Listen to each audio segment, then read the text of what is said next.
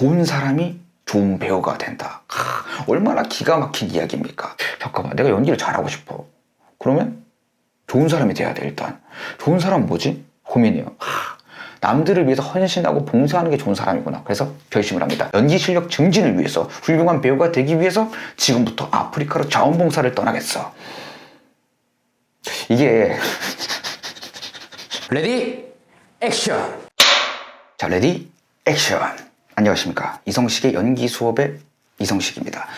자, 오늘은 조금 라이트한 버전의 미니 수업을 좀 준비해봤습니다. 오늘 좀 다뤄볼 주제는 이제 댓글에 남겨주신 좋은 내용들이 있어가지고 요거를 한번 다뤄볼까 합니다. 너무 좋은 이야기지만 잘못 이해하게 되면은 큰 오해를 낳을 수 있기 때문에 가지고 나와봤습니다. 댓글 내용은 이렇습니다. 연기자가 상황에 대한 이해, 텍스트에 대한 이해, 인간 감정에 대한 이해 등을 못한다면 연기를 시작하면 안 된다고 봄. 그건 절대 연기 교습으로 배울 수 있는 것이 아님. 극단적으로 생명에게 색을 설명하는 것과 같음. 연기를 배우기 전에 먼저 이야기와 상황과 인간에 대한 철저한 공감을 먼저 느껴야 함. 그게 제일 중요함 이라고 남겨주셨는데, 사실 원론적으로 너무 좋은 이야기고 너무 맞는 얘기긴 해요. 근데 이게 오해의 시작이 될 수가 있습니다. 여기 이야기에서는 두 가지 쟁점을 좀 뽑아볼 수가 있는데, 하나는 연기는 배울 수 있는 것인가 없는 것인가, 이 연기를 이야기함에 있어서 철학적인 부분들 그리고 실질적인 부분들 잘못 이해하게 되면 오해가 생길 수 있다는 부분입니다. 들어가 보도록 하시죠. 이게 좀 더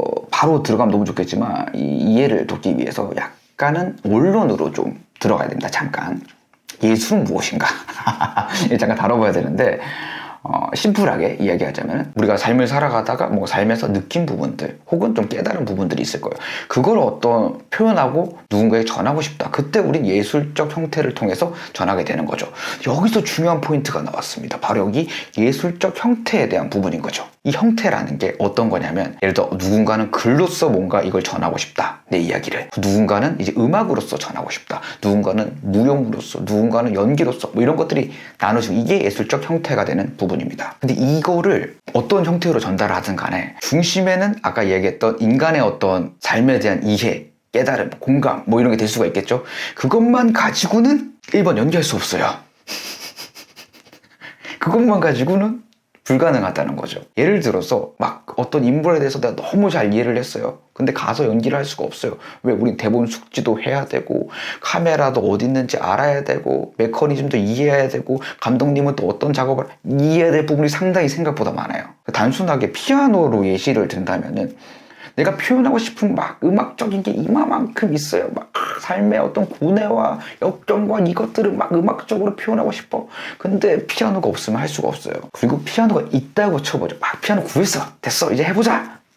어떻게 연주해요?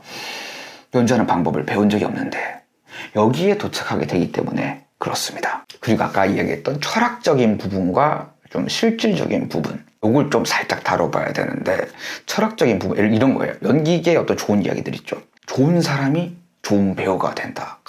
얼마나 기가 막힌 이야기입니까? 근데 이게 어떤 오해가 생길 수 있냐면, 생각해보죠. 자, 좋은 사람이 좋은 배우가 된다고 했잖아요. 그러면은 배우가 되기 이전에 인간이 되어라, 뭐 이런 이야기와 일맥상통한 부분들이 있겠죠. 그러니까 내가 생각을 해보는 거예요. 잠깐만, 내가 연기를 잘하고 싶어. 그러면 좋은 사람이 돼야 돼. 일단 좋은 사람은 뭐지? 고민이에요. 남들을 위해서 헌신하고 봉사하는 게 좋은 사람이구나. 그래서 결심을 합니다. 연기 실력 증진을 위해서, 훌륭한 배우가 되기 위해서 지금부터 아프리카로 자원봉사를 떠나겠어. 이게 그런다고 연기가 당연히 안 되겠죠. 그죠? 너무 당연한 이야기인데, 나도 모르는 사이에 이런 좋은 이야기들 속에서 오해를 하게 돼요. 아, 이렇게 하면 되겠구나. 또 그런 것들이 있죠. 연기를 또 안 하는 연기가 좋은 연기다, 뭐 이야기를 듣고, 지금부터 연기를 안 하겠어. 그럼 내 연기가 늘겠지? 이럴 수가 없다는 거예요. 연습하셔야 돼요. 그런 이야기가 아닙니다, 애초에. 무슨 말인지 알겠죠? 그러니까 이런 철학적인 부분들이 쓸데없다, 이런 얘기를 하려고 하는 게 아니라, 아까 앞서 그 댓글에 너무 좋은 이야기를 해주셨지만 이게 자칫 오해가 될 수 있다라는 거예요. 때론 이게 이제 실질적인 부분들에 대한 연습들이 너무 잘 이어지고, 어떤 흔히 말하는 막히는 부분들이 있어요. 막 뭔가 알 것 같은데 깨달음이 올 것만 같다 막혔었을 때 어떤 그런 포인트에서 철학적인 얘기 딱 들어요. 야, 이게 네가 너무 연기를 하려고 해서 그런다. 연기를 안 해봐라. 좀 더 내려둬봐라. 이런 얘기가 딱, 내가 너무 집착을 했구나. 좀 내려두면 갑자기 잘 될 수가 있습니다. 근데 이때 유효한 거지, 연기를 막 이제 시작하는데 갑자기 막 내가 연기를 잘하기 위해서 연기를 안 하겠습니다 지금부터 라고 하게 되면 이제 모두가 힘들어지는 상황에 봉착하게 되는 거죠. 그래서 이 밸런스가 참 중요하다고 생각이 듭니다. 이게 실질적으로 뭘 해야 되겠어? 대본을 숙지를 하고 표현을 해보고 발성에 대한 부분들, 소리는 어떻게 낼 것인가, 관객들과의 어떤 관계는 어떻게 형성되는 거, 대상은 무엇이고 목적은 어떤 거며 주어진 상황은 무엇인가, 이런 연기적인 부분들에 대한 공부와 이해와 훈련이 충분히 필요하다는 거죠.